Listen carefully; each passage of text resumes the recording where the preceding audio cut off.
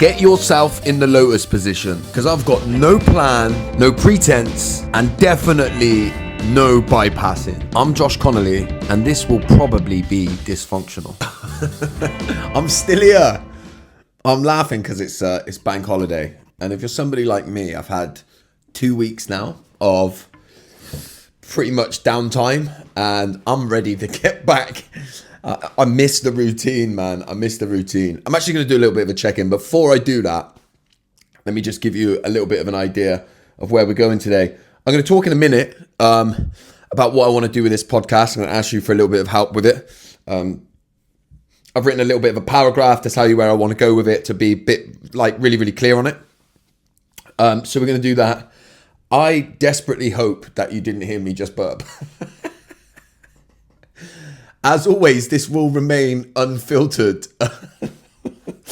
And then we're going to be a bit of a bite-sized episode today, okay? Because it is still bank holiday. And Swindon Town FC, the greatest club in the world, are playing later, and I'm going to watch that. So I'm not in the office for long.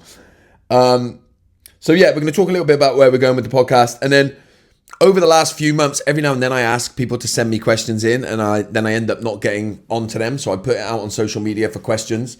And so I've put all of the questions into my good friend ChatGPT and got them to organize them into like personal self questions, toxic family, parents questions, toxic relationships, partners questions, spirituality, religion, culture, politics, society, and big systems. And then like personal work questions. So we're just going to answer a bunch of them, and we're going to have some fun with it. And I think there'll be some deep questions, there'll be some ranty questions. I've tried not to look at them, that's the truth. I've just let it organize them, and then I'll just go through and do one from each one as we go through.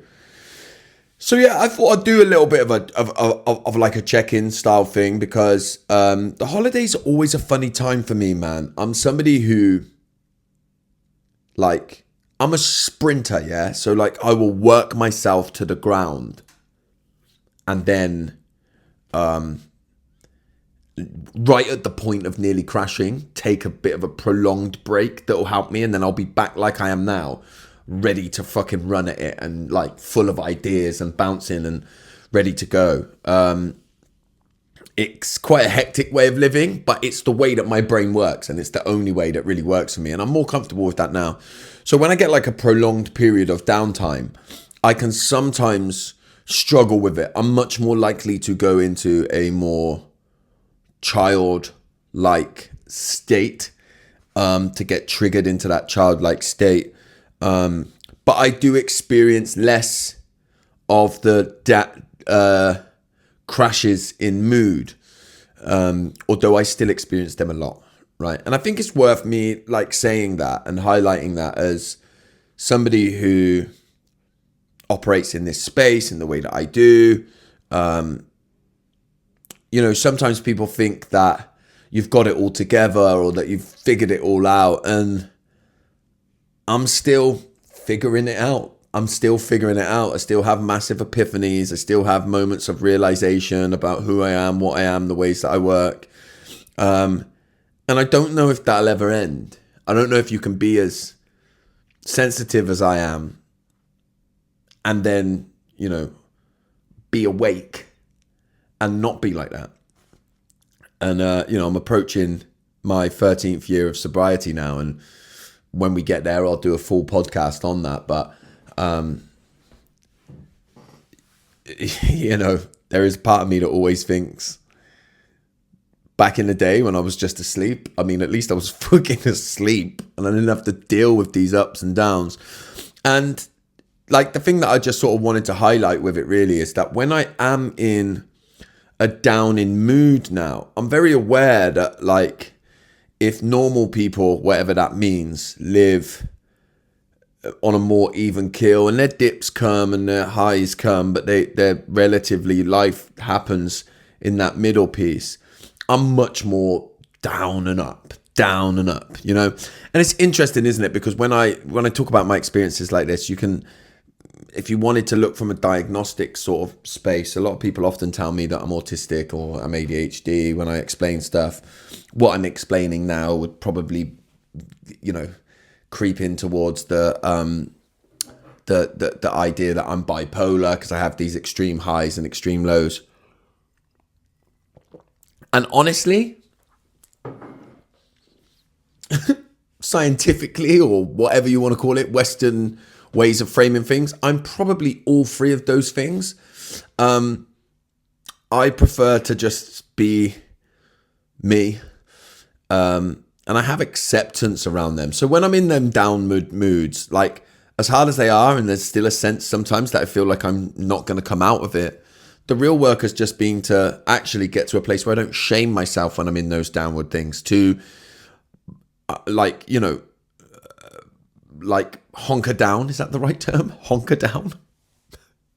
Honker down. And like, this is where I am, like, let me set up here. I'm in one of these downward things. And like, I'll go up and down fucking 3 times in a day, right? So this isn't like, 1 week I'm up and 1 week I'm down. Look, it changes all of the time. I have periods where I'm like, I've been fucking feeling good for like 5-6 days now, but they always come. And rather than thinking that, I need to get to a place where I'm like spiritually enlightened, like people you see online that are just like, wow, if you're in them downwards, you're not doing something right. And if you could just do this, then you'd feel better. I'm much more like, I'm in this downward place now. I'm going to honker down. It's okay here. I'm cool with it. It doesn't feel great and I hate it. And like, I do feel like when I'm in it, and this is completely contradicting to the thing that I've just said, right? But I do feel like when I'm in it, fucking, I'm not getting out of this one. And it becomes hard to remember that things were ever good, even though they were good fucking 2 hours ago, right? But then I do have a sense and a knowing somewhere in the background that I'm going to move through this. And then, of course, when I go into the high moments, I try and remember too, like, this will end, so just enjoy it where I can. If I'm hyper-focused on something that might help and's creative with my work, I'm like, yeah, let's do it, man. And just like, fucking, let's fly with it. Let's try and drag this day into the next day as much as I can and know that the crash is going to come. So I have an awareness of those things, right? And as hard as the lows can be, I'm aware when I'm in them. When I get triggered into a childlike state, and I become like the sort of 6 or 7 year old version of me, that's the kind of dangerous place, I would almost say. That's the place when I just become a different version of myself. I'm much less aware that I'm in it.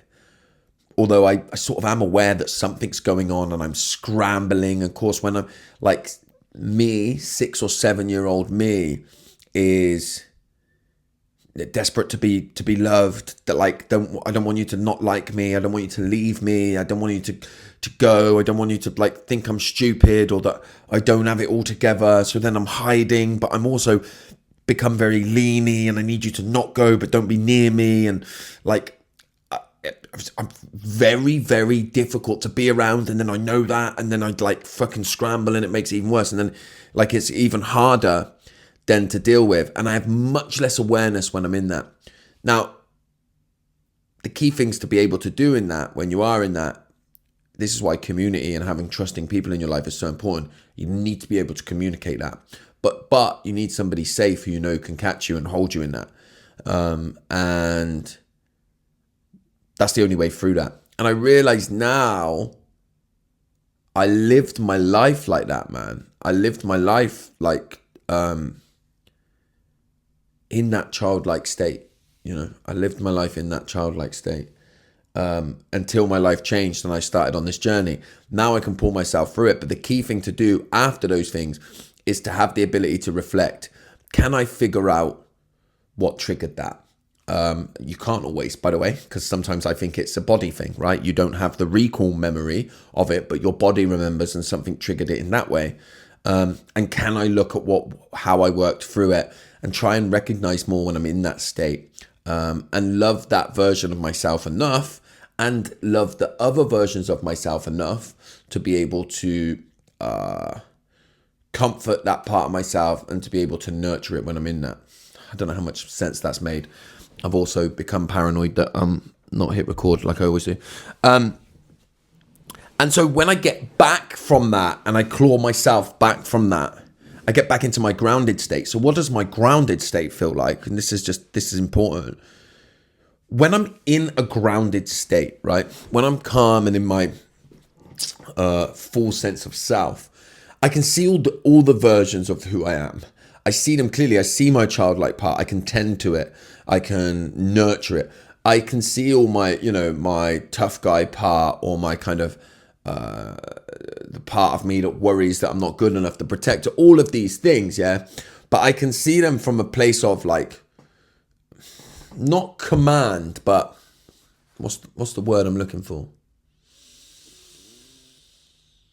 I can see them from a place of safety, from a place of knowledge, respect, care, compassion, curiosity.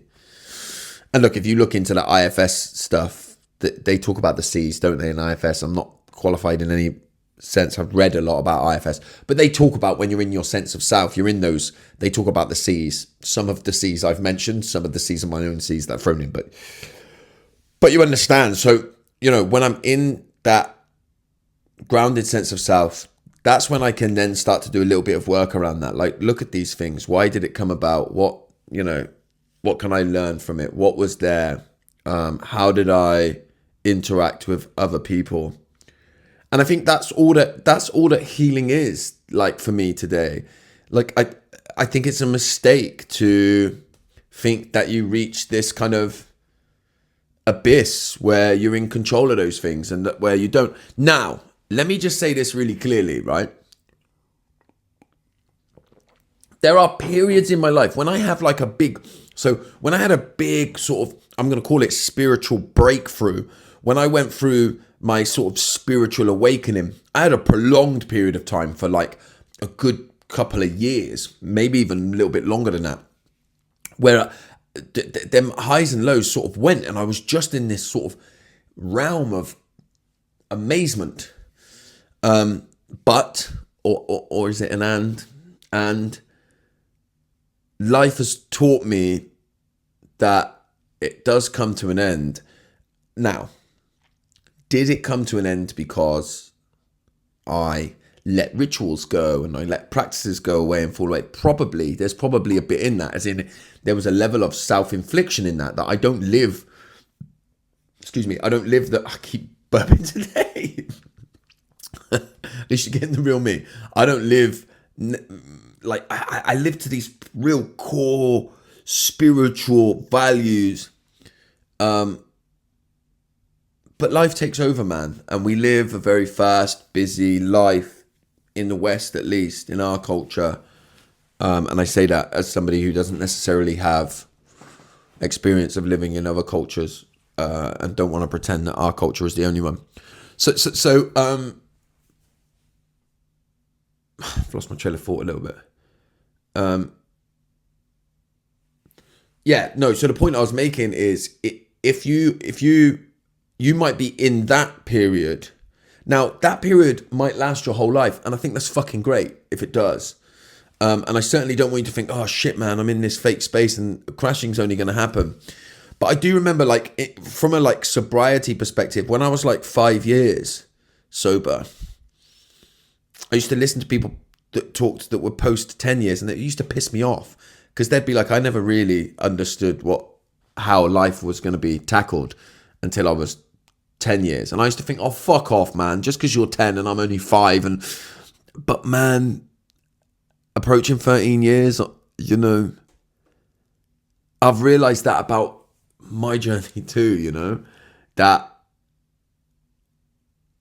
I think life is about moments, right? Life is about periods of time, moments in time. So look, what can we take from this? What am I trying to get at? Because I think I've gone around the houses a little bit here. I think what we can take from this is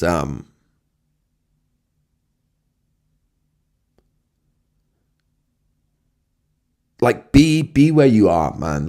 Be where you are. Be okay with what's going on in your life. If things are good at the moment, enjoy it. If you're down in one of the struggles at the moment, know that you will move through it. And you have to remember that. It feels like there is cycles that go on in my life. I couldn't perfectly articulate them, But wherever you are in that cycle, know that you are in a cycle and that it does move. And just don't think that everybody or there's anybody that has it all figured out. I'm sure there are some people that do, but I ain't fucking one of them. Okay. So I wanted to talk, look, I am definitely getting guests now. I know I've been like talking about it a little bit, but it kind of relates to what I've talked about, how I am, where I'm fucking all over the place and a bit scatty, a bit scattered minded. Like, you know, there's so much going on in the work that I do. And I'll be honest with you, I do so much work that like I give a lot. I love being of service. So doing work that isn't part of like, it doesn't make me any money. Yeah. So, you know, I'm sort of chasing my tail a little bit with that. But because I love it. But so I've basically, I'm just going to read down. I worked with ChatGPT, tell you the truth, to like really hone my idea of what I want this podcast to be about in terms of guests. So I've got a paragraph that's been put together here that says, dysfunctional is here to, and this is where I want it to go. I feel like I've done this on my own as well with just the way that I podcast now, but I really do want to introduce guests, and as much as I can, I'll do these in person, but they can be online as well. So you can be anywhere in the world. Dysfunctional is here to help you understand the toxic and abusive and dysfunctional systems that exist, not just within your family, but in the world around you. I want to bring light to the patterns most people don't see, how control, shame, addiction, and manipulation show up in society, in politics, in economics, and in wellness culture, and how they all echo the dysfunction many of us grew up with. Whether it's personal stories of surviving family abuse or expert breakdowns of how ultra-processed foods were designed to be addictive, I want this podcast to be about giving you the language, perspective, and tools to finally see what's really going on and how to set yourself free from it. So the guest types that I want: lived experience, so people who have escaped or survived toxic family systems, cults, abusive relationships, or controlling belief structures and reclaim their voice or built something from it. Experts in system and power, so political thinkers who understand systemic inequality. Like Gary's economics would be like the fucking amazing guest. I'm not going to get him at the beginning, but you know, that kind of person. Scientists or journalists exposing the manipulation behind food, pharma, and finance. Activists or psychologists who challenge the institutional gaslighting. Whistleblowers or people who've seen the insides of abuse and power structures. So yeah, if that is you, or you know people, or you know, you don't have to know them, but you think, fucking hell, do you know it would be great for you to have a conversation with? Please let me know, man. Like, you can DM me on social media, or you can email me, go through my website. But I'd love to hear from you. I'd love some help to get these guests, and let's fucking do it, man. Let's get going with those conversations. I'm going to put that out on my social media as well. And hopefully we'll just start getting them booked in. I need to just get going with it and just do it and not overthink it. Otherwise I get stuck in procrastination, which is where I've been. And ChatGPT, by the way, for if you're not using it yet, is great for procrastinators like me. I'll do a podcast on that in the future. I want to do a podcast on how AI, specifically ChatGPT, can be great for helping people that find themselves in abusive relationships. Not necessarily just in family, but in general. Okay, so we're going to jump into these questions now. I'll do these for like 10, 15 minutes, pick a few of these. I said this was going to be bite-sized. I'm just looking at the clock over there, and I've done nearly 20 minutes already. So first, personal question. I'll go through the categories, yeah, and just pick one from each. Or I'll just do, like, randomly pick one. But I like the top one here on the personal self questions. Do you struggle with anger? Do you still struggle with anger or emotional outbursts? The answer is absolutely yes, I do. When I play football, I can't control it. It's much, much harder to control. So anybody that plays football against me hates me and thinks I'm an absolute dick. And they're right, because I am when I play football. It's part of my game. And I sort of enjoy letting it out a little bit, but sometimes it spills over and it's not pretty and not fun.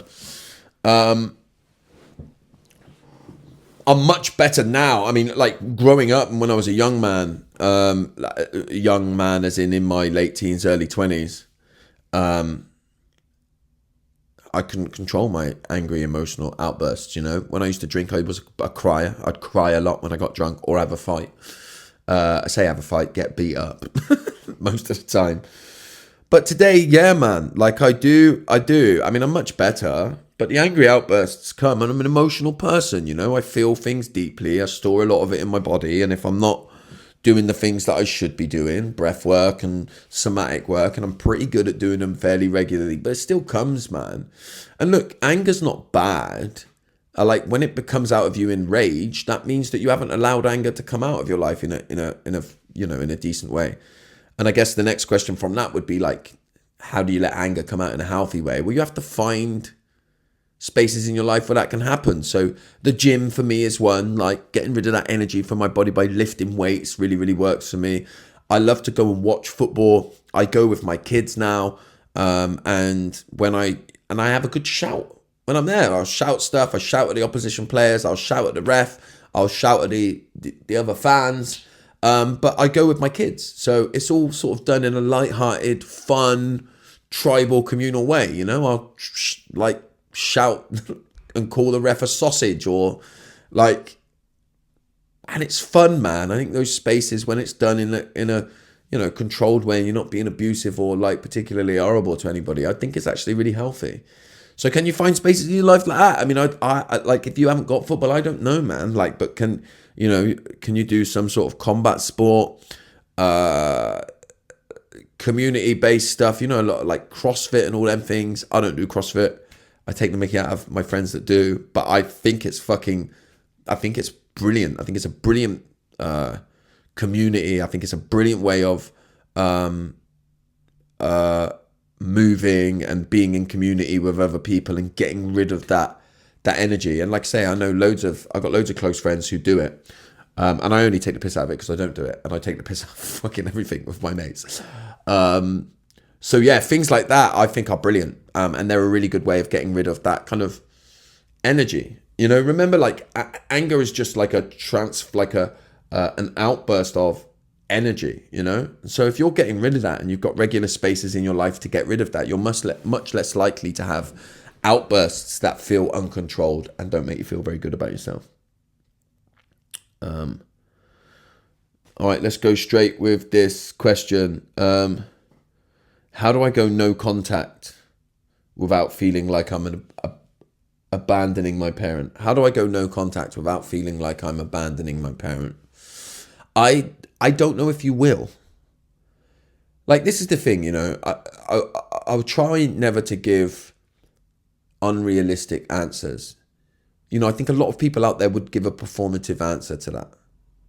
Well, if you just do it in this way, and I don't want to sit here and go, you're not abandoning them, because I think rationally, you probably know that. I think deep down you're not abandoning them, and you're still going to feel that.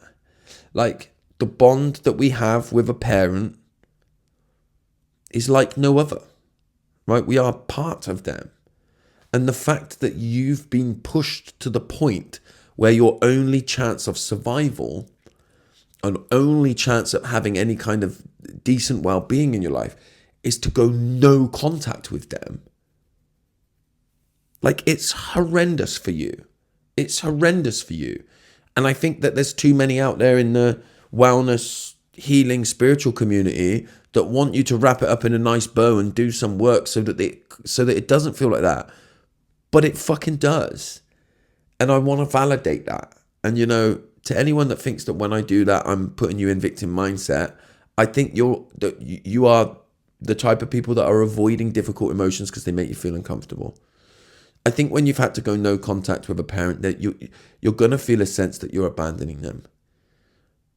But in your heart that you're not. In your heart, you're doing the only thing that you possibly can. And you also know that in your heart, if they gave you even a shoestring of an opportunity to have a relationship and not be no contact without the pain and the hurt that they seem to need to inflict on you, then you still would have contact with them.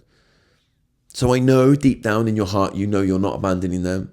I know if you've gone no contact or you're seriously considering no contact, I know you've spent a lifetime trying to fight against that, trying to do all of the work so that the relationship can happen. And so rather than say, you're not abandoning them, I'll say to you, I know deep in your heart, you know you're not abandoning them.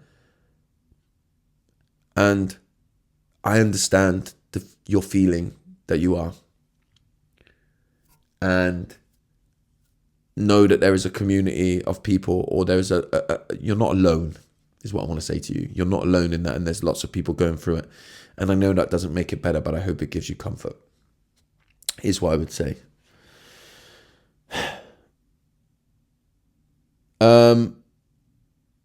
This is a great question. I'm going to answer.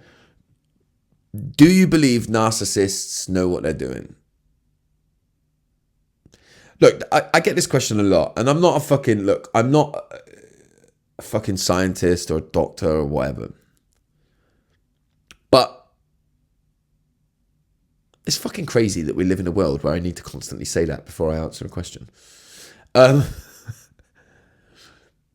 Do I think that narcissists and toxic, horrible people know what they're doing? Look, my answer to it is they know enough. They know enough to know when to turn it on and when to turn it off. They know right from wrong. Why do they hide and manipulate people into seeing a different version of them if they don't know that the version of them is bad, wrong, or abusive?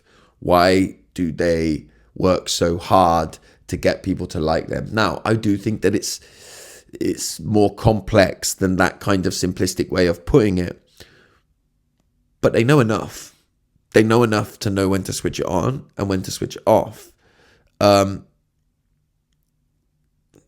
Do they wake up in the morning and think, I am going to manipulate and abuse all of the people around me? I probably don't think they do that either. I think they probably wake up and only think about themselves, and they lack any empathy to be able to give a damn about how they act and what that makes you feel. And they just set about trying to keep themselves at the center of the universe, and they're so focused on that they don't allow themselves to think about anything else. But they obviously know, because they turn it on and off when they need to turn it on and off.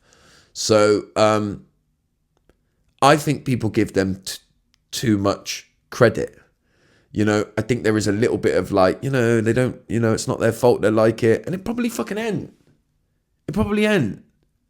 But if you're fucking horrible all the time, if you're horrible all the time and you're a parent and your kids realise and think you're fucking horrible as a result of that, then I don't know, man, but that's just the real world, isn't it? Is that not real life? Is that not I'm a dysfunctional person. I do shit that I don't like. I do things and think, fucking hell, man, I'm an idiot. Why have I done that? And I know if somebody thinks I'm a dick because I do it, I'm going to have to accept that. I'm going to have to accept that if I do something stupid and it hurts people as a result, which I sometimes do, then the people that get hurt from it are going to think I'm a dick. I just think that that's the real world. I think a lot of us, the main bulk of us humans have a little bit of good and a little bit of bad. And some people are going to end up not liking us in the world because they're going to be on the wrong end of the bad things that we do. And some people will like us. I think that's normal, right? Some people like you, some people don't. Then you've got toxic, fucking narcissistic, horrible, abusive people that are just like it all of the fucking time. And so a lot of people are going to end up hating them when they see them for what they really are. I just think that's the fucking world that we live in. I've talked a little bit about seeing the reality of the nuance that's in there, and then also being like, but we live in the fucking real world too, man. So that's my answer to it. Here's a good question. Do you believe in God? I believe that I'm not God. I did the 12 steps to get sober, and the 12 steps is contrary to what a lot of people believe. The 12 steps are not a bunch of steps to get you to stop drinking or using drugs. They're a bunch of steps to help you sort of get a conscious contact with a God that you understand. The times throughout my kind of spiritual journey where I've had a really good, clear idea of what God is normally when I'm desperate to have a God. And so I'm sort of rationally creating one in my mind. So there was a long period of time when I first got sober that I like created this God in my mind that was like, and it was like, if I do really, really good throughout the day, then God will be good to me and I'll be all right. And it was a very shaming way of living because I just couldn't live in purity all of the fucking time. So then I just kept thinking, well, this fucking God's not going to like me today. And then today I've reached I have a sense that there is a rhythm and a pattern and a sense of oneness amongst us. I do believe there is some divine way that we live that we don't understand. We don't understand consciousness. I have a sense that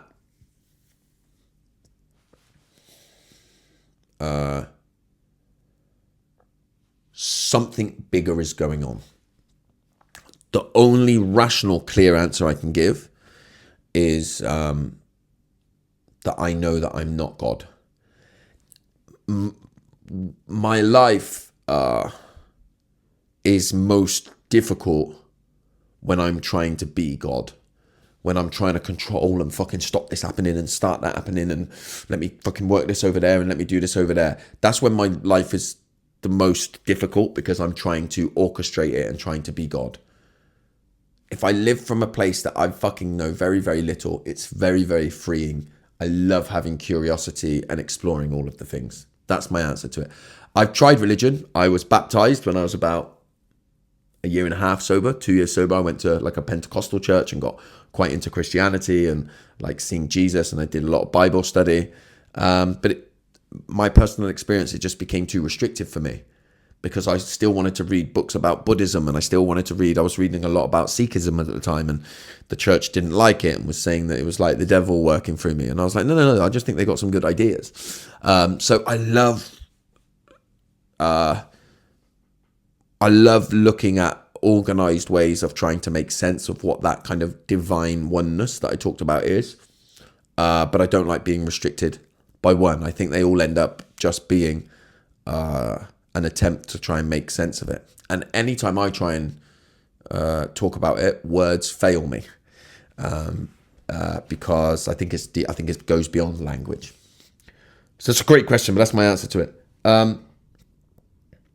Here's a great question. What's something most people get wrong about capitalism? So I think there's this real binary idea, right? People go, oh, you're either a socialist or you're a capitalist. I am probably more of a capitalist than I am a socialist, right? So I think that there needs to be a level of hierarchy. I do believe that there needs to be a level of structure.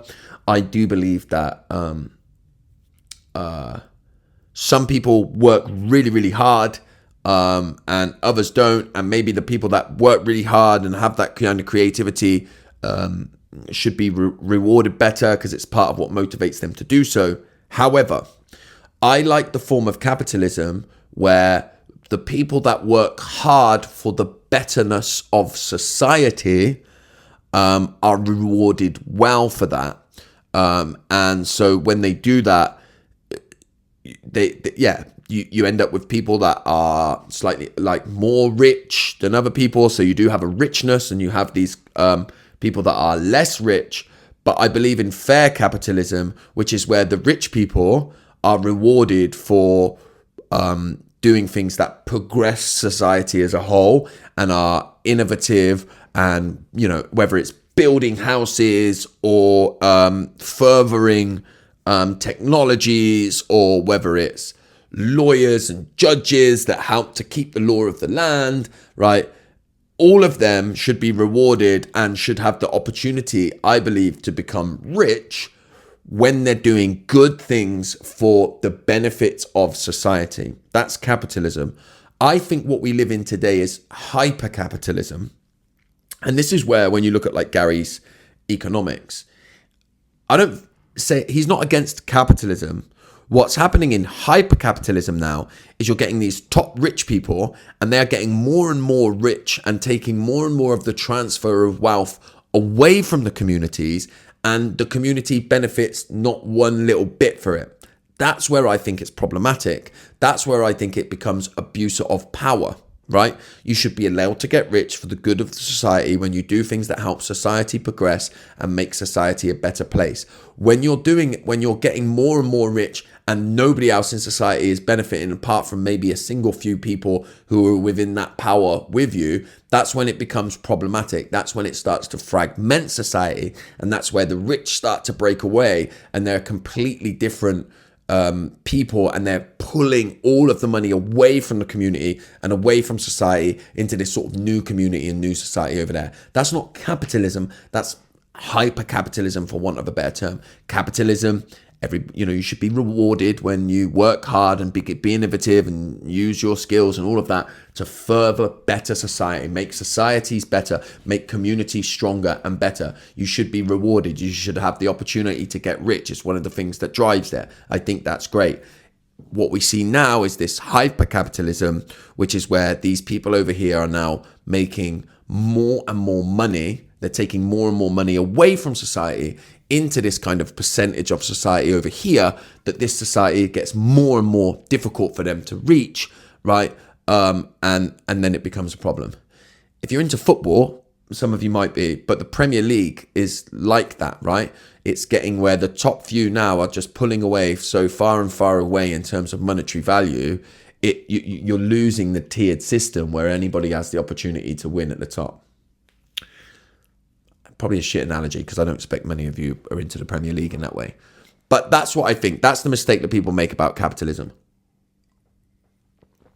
They think that if you're against hyper-capitalism in the way that I am, that you're a socialist. And I'm not. So that's my answer to that. We're going to do a couple more. I fucking said this was going to be bite-sized. It's not, is it? This is quite a provocative one. Is modern spirituality just another form of bypassing? The answer is no, right? It's not another form of bypassing. And there's a lot of people that use it for bypassing. It's the same as like religion, right? Religion originally was like about people coming together under a shared view of how they make sense of the spiritual realm in this world. And then you get religion. The problem with religion is it then can end up becoming dogmatic, because it's like, well, if you start to see something slightly differently and it falls out of the parameters, then you're no longer part of the religion. Spirituality does that. But I would argue spirituality, more than any religion, as with the interest, with the invention of social media, has become like way more performative now. True spirituality for me is like coming together with our crunchiness. I'm talking about spiritual communities coming together with our crunchiness, right?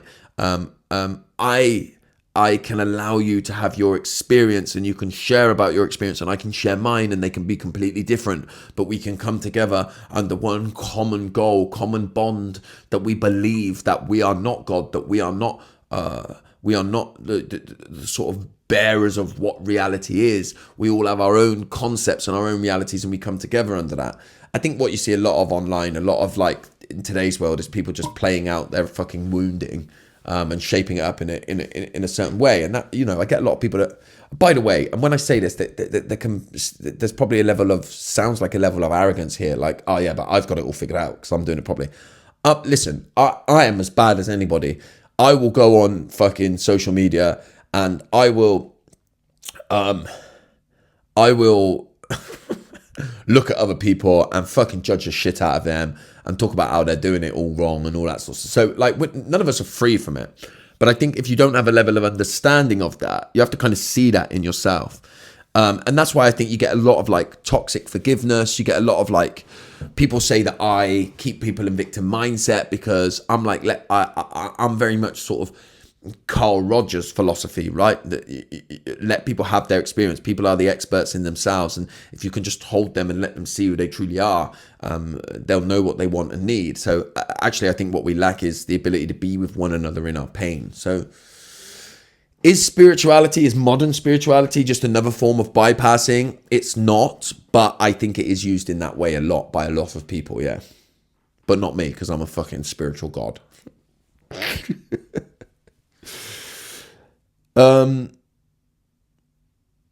I think people are just trying to get me to rant here, but I will do this one.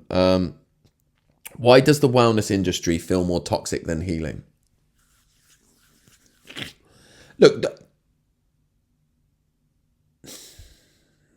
how do I want to answer this? A lot of toxic people go to the wellness industry, man. Like, if you're a toxic, horrible person, like, I mean, I don't want to make a very, I'm going to make a very crude,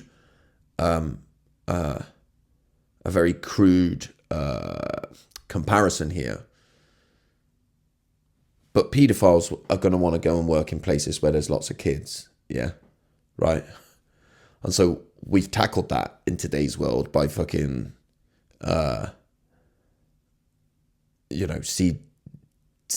what are they called? DBS checks and all of that stuff, right? Because we know if you're a paedophile, you're going to want to go and work with kids. I think the wellness industry is the same. If you're a toxic, horrible, abusive people who preys on vulnerable people looking for connection, you're going to go to the wellness spiritual space, and that's just the reality. So, just like it doesn't, when we say pedophiles want to go and work with kids, just like the reality is not everybody that wants to work with kids is a pedophile. Of course, that's ridiculous to say that. It's not true, right? We can also go, but we know that pedophiles would want to go and work there. We can also say that about the wellness and the spiritual thing, right? I know that's a very crude example, but it's fucking rooted in truth, isn't it? So I think we need to know that. I think you need to have an understanding that a lot of people that you come across, and there's no way of vetting that. There's no way of vetting that. You can't really have DBS. I mean, you do DBS checks if you're working with kids in the sort of spiritual realm, but you can't DBS check if somebody's toxic and horrible.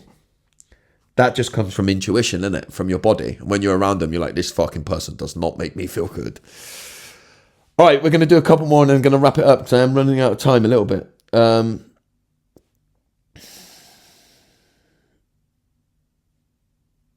All right, let's do this one.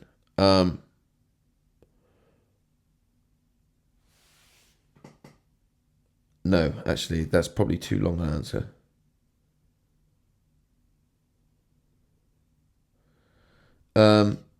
Someone says, is it ever okay to yell at a toxic parent? Yeah, fucking right, it is okay to yell at them. Do I think you should? Look, it's not gonna get you anywhere with them. I mean, they're gonna love it, right? They're gonna fucking absolutely love it.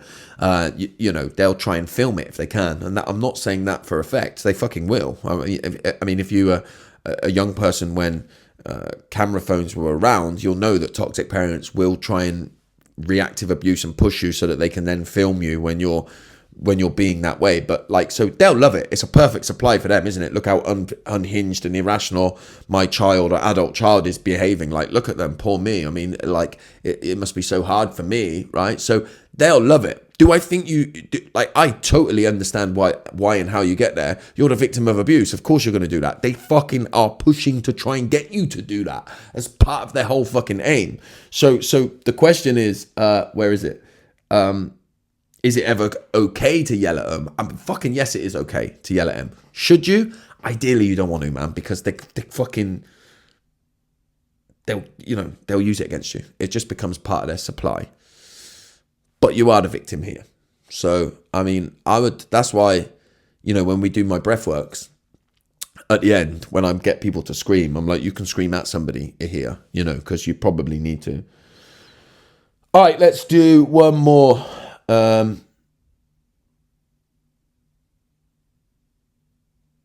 What's something you are ashamed to admit about yourself? Fucking hell.